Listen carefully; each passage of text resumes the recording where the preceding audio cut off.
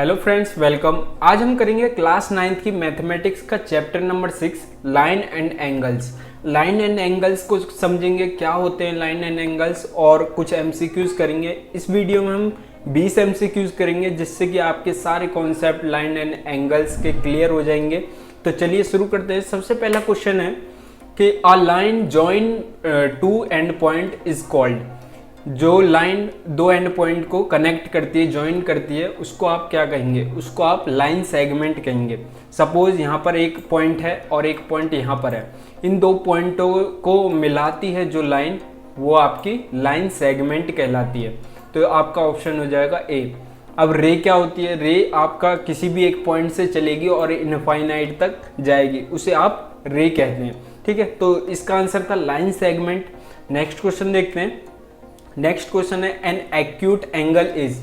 कोई acute angle क्या होता है? तो मैं आपको बता दूं, एक्यूट एंगल आपके वो एंगल होते हैं जो कि लेस देन 90 डिग्री होते हैं। लेस देन 90 से कितने जो भी लेस देन एंगल्स होंगे वो आपके एक्यूट एंगल कहलाते हैं। चाहे वो 89 एंगल हो, चाहे वो 70 हो, चाहे वो 60 हो, तो वो सारे आपके एक्यूट एंगल कहलाते हैं। तो इसका आंसर हो जाएगा लेस देन 90 डिग्री। बी आपका ऑप्शन हो जाएगा। नेक्स्ट क्वेश्चन देखते हैं। क्वेश्चन नंबर 3 है a reflex angle is. Reflex angle क्या होता है?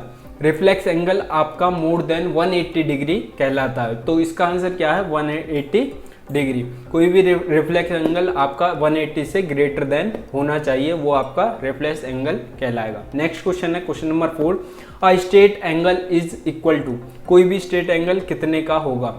इक्वल बताना। यहाँ पर देखिए स्ट्रेट लाइन लेनी मैंने, और कोई भी एंगल यहाँ पर अगर मैं ड्रॉ करता हूँ तो ये 180 तक ही जाता है। ठीक है, तो कोई भी स्ट्रेट एंगल आपका 180 डिग्री होता है। तो सी आपका ऑप्शन हो जाएगा। नेक्स्ट क्वेश्चन देखिए, 5th क्वेश्चन है two angle whose sum is equal to 180 degree are called. कोई भी दो एंगल जिनका सम 180 डिग्री के बराबर आ जाए उसको आप सप्लीमेंट्री एंगल्स कहते हैं। ठीक है, कोई भी दो एंगल जिनका सम 180 डिग्री के बराबर आ जाए तो वो आपका सप्लीमेंट्री एंगल कहलाता है। नेक्स्ट क्वेश्चन देखिए, question number 6 intersecting line cut each other at. Suppose मैं दो लाइन ले लेता हूँ, एक और दूसरी है, तो ये कितने पॉइंटों पर एक दूसरे को इंटरसेक्ट कर रही है, मतलब कि एक दूसरे को काट रही है। तो एक ही पॉइंट पर ये काटेगी।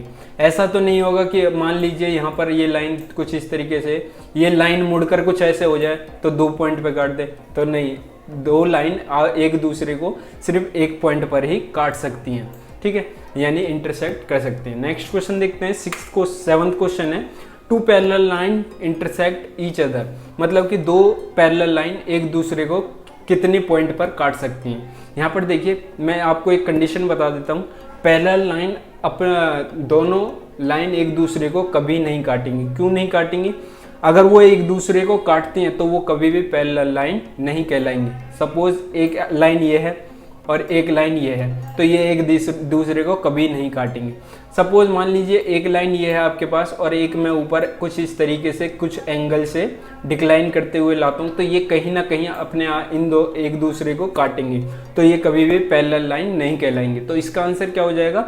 डी इसका आंसर हो जाएगा। नल। नल माने मतलब एक भी बार नहीं, 0। क्वेश्चन नंबर 8 देखते हैं। If two line intersect each other, यानी कि दो लाइन एक दूसरे को इंटरसेक्ट करती हैं, then the vertically opposite angle are. तो वर्टिकली अपोजिट एंगल क्या होंगे? तो यहाँ पर देखिए मैंने एक लाइन खींची और यहाँ से मैंने एक कुछ इस तरीके से दूसरी लाइन इस पर इंटरसेक्ट करवाई। तो इसने पूछा है vertically opposite angle. Vertically opposite angle क्या होंगे? यहाँ पर देखिए ऊपर की तरफ, और इसका अपोजिट एंगल क्या होगा? इसका अपोजिट एंगल होगा ये, यानी ये वाला एंगल। तो ये दोनों आपस में इक्वल होंगे, यहाँ तक कि ये वाला एंगल और ये वाला एंगल एक दूसरे के इक्वल होंगे। पर कभी भी, मैं एक और बार दिखा देता हूँ, कभी भी आपका हॉरिजॉन्टली इक्वल नहीं होगा। सपोज हॉरिजॉन्टली कौन सा? ये वाला और ये वाले कभी भी इक्वल नहीं होंगे। ऐसे ही नीचे की तरफ ये वाला और ये वाला कभी भी इक्वल नहीं होंगे, हमेशा वर्टिकली अपोजिट ही इक्वल होंगे। तो इसका आंसर हो जाएगा ए, इक्वल होंगे। ठीक है, नेक्स्ट क्वेश्चन देखते हैं। Question number 9 in the figure below which of the following are corresponding angle pair, यानी कि कौन सा वो है पेयर है, आपको ऑप्शन दिए हुए हैं जो कि कोरस्पॉन्डिंग एंगल है। कोरस्पॉन्डिंग एंगल वो होते हैं जो कि आपके इक्वल हों और एक जैसे हों, मतलब कि जैसे कि इस लाइन पर आप देख सकते हैं यहाँ पर x एंड q आपका कोरस्पॉन्डिंग भी है और इक्वल भी है, z और s कोरस्पॉन्डिंग भी है और इक्वल भी है, यहाँ पर y एंड r और p एंड w। तो इन चारों में से इन दोनों पेयर्स में से अगर कोई सा भी आपका ऑप्शन है तो वो आपका आंसर हो जाएगा। इसमें मुझे बी ही ऑप्शन दिख रहा है, p एंड w, तो p और w आपके कोरस्पॉन्डिंग एंगल्स हैं।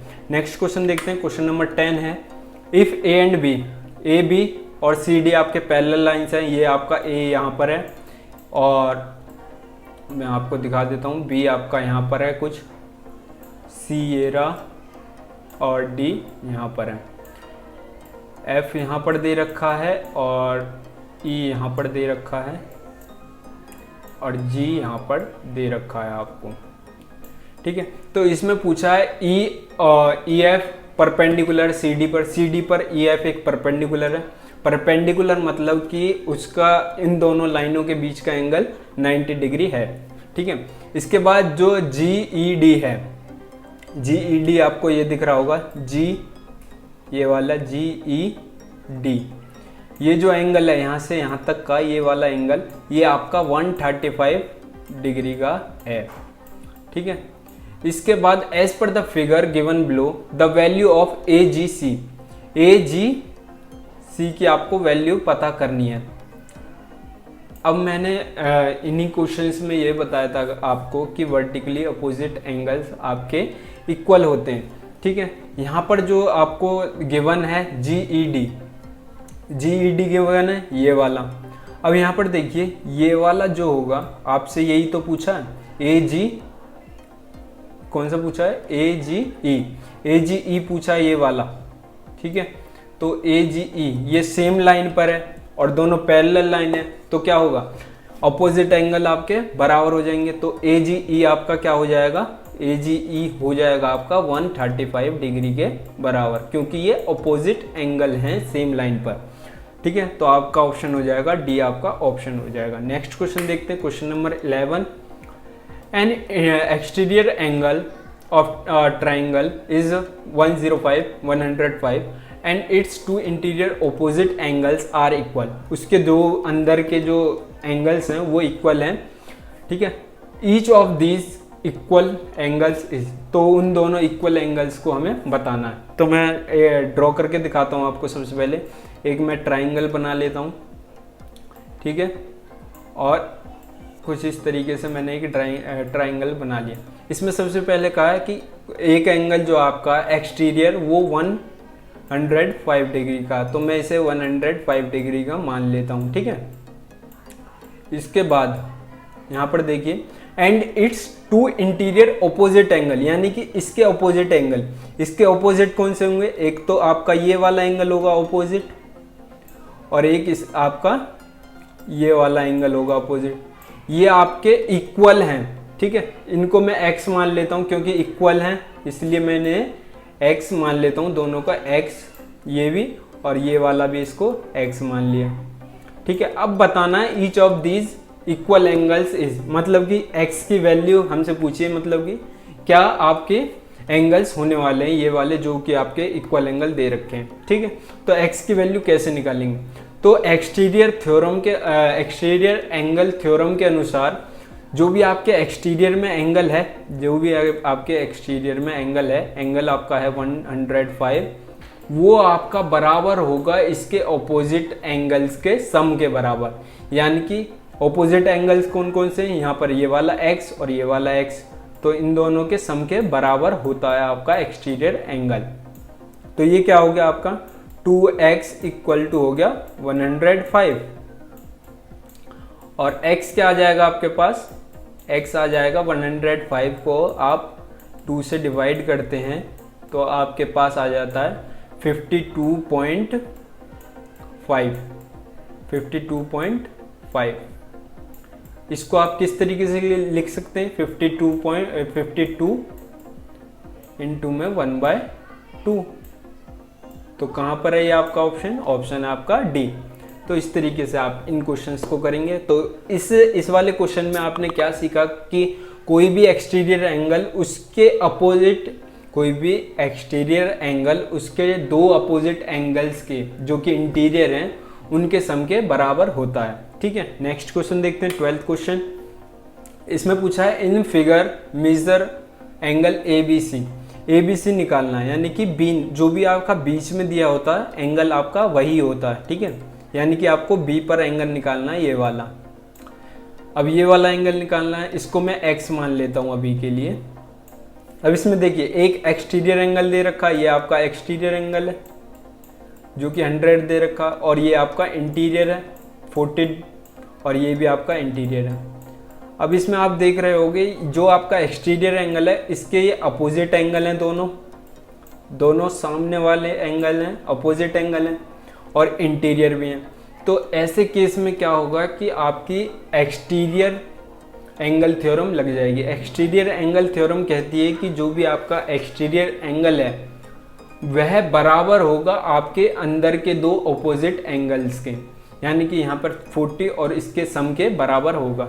जैसे कि यहाँ पर 100 लिया मैंने, 100 आपका बराबर होगा अंदर के दो अपोजिट एंगल्स के सम के बराबर, 40 और प्लस x। तो x क्या आ गया आपके पास, x ही तो आपको निकालना है, x आ गया आपके पास 60 डिग्री। ठीक है, तो ये हो गया आपका ए आंसर। इस तरीके से आप क्वेश्चंस को करेंगे। नेक्स्ट क्वेश्चन देखते हैं, 13 question. If two interior angles on the same side of a traversal intersecting two parallel lines are in the ratio of 2:3, then the greater of the two angles is। ठीक है, तो आपसे कहा गया कि कोई भी दो पैरेलल लाइंस है, उनको एक लाइन इंटरसेक्ट कर रही है दोनों को, तो जो उनके इंटीरियर एंगल्स हैं ये वाले, उनका रेशो आपको दिया है 2:3। तो आपको ग्रेटर जो भी एंगल आपका ग्रेटर देन होगा उसको बताना है कि वो कौन सा होगा। ठीक है, तो ये हो गया आपका एंगल 1 और ये हो गया आपका एंगल 2। ठीक है, तो 1:2 मतलब एक दूसरे का एंगल आपको दे रखा है, 2:3 दे रखा है। अब आप कैसे निकालेंगे, यहाँ पर एक लाइन पर ही दो एंगल हैं, तो एक लाइन पर ही एंगल है, तो लाइन का एंगल क्या होता है 180 डिग्री। तो आप क्या करेंगे, इन दोनों के आगे x मान लीजिए और दोनों को सम कर दीजिए, क्योंकि दोनों का सम ही तो 180 के बराबर होगा, 3x = 180। ठीक है, अब मैंने ऐसा क्यों कहा मैं आपको बता देता हूँ। यहाँ पर देखिए जो आपका ये वाला एंगल होगा, ये वाला एंगल आपके इस एंगल के बराबर होगा, ये वाला एंगल आपके इसके बराबर होगा। ठीक है, और ये वाला एंगल जो होगा आपके इसके बराबर होगा। ठीक है, क्यों होगा वो भी अभी मैं आपको बताता हूँ। क्योंकि ये एक लाइन है, दो पैरेलल लाइन को एक लाइन ही इंटरसेक्ट कर रही है, और लाइन क्या है पैरेलल, तो पैरेलल में क्या कोरस्पॉन्डिंग एंगल्स बनते हैं। कोरस्पॉन्डिंग एंगल्स इक्वल होते हैं हमेशा।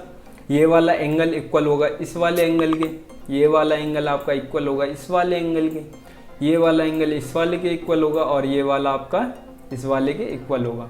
ठीक है, तो इसका क्या होगा 180 डिग्री बनाएगा। किसी भी लाइन पे 180 डिग्री ही तो एंगल बनता है। ठीक है, ये वाला एंगल मान लीजिए, ये वाला एंगल इसके बराबर है, तो ये क्या बन रहा है, पूरा एक एंगल ही तो बन रहा है एक लाइन पर, तो एक लाइन पर 180 डिग्री का ये एंगल बनता है। ठीक है, तो क्या हो जाएगा इसका 5x = 180, तो x क्या हो जाएगा आपके पास 180/5, तो ये हो जाएगा आपके पास 36 आ जाएगा जब आप इसे काटोगे, तो x 36 आ गया। ग्रेटर क्या है इसमें 3, तो 3 के हमने आगे x लगाया था, तो 3 × 36 कर देंगे आप, तो आपका आंसर आ जाएगा 3 × 36 क्या हो जाएगा 108, तो 108 आपका आंसर हो जाएगा। आप इसे करके देख सकते हैं एक बार। तो क्वेश्चन नंबर 14 पर चलते हैं। क्वेश्चन नंबर 14 कहता है if one of the angle of a triangle is equal to the sum of the other two angles then the triangle is, यानी कि इसमें कहा है कि अगर आपके ट्राइंगल का कोई भी एक एंगल इक्वल है बाकी के दो एंगल के सम के बराबर तो वो ट्राइंगल क्या होगा। मैं आपको दिखा देता हूँ। यहाँ पर एक ट्राइंगल है 90 डिग्री, इसका एक एंगल है ये 90 डिग्री और ये आपका 45 मान लीजिए। तो ये एक दूसरे मतलब छोटे बड़े भी हो सकते हैं, ये आपका 60 हो जाए, ये आपका 30 हो जाए, कुछ भी हो सकता है, पर ये आपका 90 ही रहेगा अगर आपको बाकी के दो का सम इक्वल चाहिए तो ये कौन सा एंगल होता है, ये आपका राइट एंगल ट्राइंगल होता है। तो इसे आप राइट ट्राइंगल भी कह सकते हैं। क्वेश्चन नंबर 15 देखते हैं। क्वेश्चन नंबर 15 कहता है आपसे the angle of the triangle are in the ratio of 5:3:7 the triangle is. तो उसने तीनों एंगल्स को आपको रेशो में दे दिया। तो मैं सबसे पहले बता दूं आपको कि जो भी आपके ट्राइंगल का टोटल एंगल होता है वो आपका 180 के बराबर होता है। तो जब आप इसको सम करेंगे तो सबसे पहले आपका स्टेप रहेगा कि इनके आगे आपको x मान लेना है, ठीक है, 5x प्लस और इनको सम कर देना 3x प्लस 7x। ये कर दिया आपने। ये करने के बाद इक्वल टू 180 डिग्री, क्योंकि 180 डिग्री क्यों लगा रहे हैं, क्योंकि तीनों एंगल्स का सम आपका 180 के बराबर ही रहेगा किसी भी ट्राइंगल में, ठीक है। ये कितना हो गया, ये हो गया, आप अगर सम करें तो 15x ये आपका हो गया, 15x इक्वल टू 180 डिग्री, ठीक है। इसके बाद जब आप 180 डिग्री को x निकालेंगे तो ये आपका आ जाएगा 180 डिग्री डिवाइडेड बाय 15, ठीक है। तो ये हो गया आपके पास x इक्वल टू आ गया आपके पास 12, x12 आ गया। अब x12 आने के बाद यहाँ पर आप देख सकते हैं x12 है। अब सब सारे एंगल्स को आप निकाल सकते हैं। 5x वाला कितना हो जाएगा, जब आप 5x की मल्टीप्लाई करोगे 12 से, 5 × 12 तो ये आ जाएगा आपके पास 60 डिग्री। 3 वाले को करते हैं 3 × 12, 3x ही तो था और x की वैल्यू हमारे पास 12 आ गई, तो 3 × 12 क्या हो गया आपके पास 36। इसके बाद 7 × 12, 7 × 12 क्या हो गया 84। तो आप देख रहे हैं जो तीनों एंगल हैं आपके 90 से कम के हैं, तो 90 से कम वाले एंगल आप क्या कहते हैं उन्हें, एक्यूट एंगल ट्राइंगल कहते हैं उसे, ठीक है। 90 से नीचे जितने भी एंगल होते हैं वो आपके एक्यूट एंगल होते हैं। अब जब ट्राइंगल में सारे ही एंगल 90 से नीचे हैं तो उसको, उस ट्राइंगल को आप क्या कहेंगे, एक्यूट एंगल ट्राइंगल कहेंगे, ठीक है। नेक्स्ट क्वेश्चन देखिए। Angles of triangle are in the ratio of 2:4:3 the smallest angle of the triangle is. तो स्मॉलेस्ट पूछा है, तो ऐसे इस टाइप के क्वेश्चंस में मैं आपको एक शॉर्टकट बता देता हूँ। आपको यहाँ पर रेशियो दिए, इनको आप ऐड कर लीजिए। ऐड करने पे कितना आया ये 2, 4 और 3, 2, 4, 6 और 3 9, 9x 9 आया। 9 को आप मल्टीप्लाई कर दीजिए x से, ठीक है।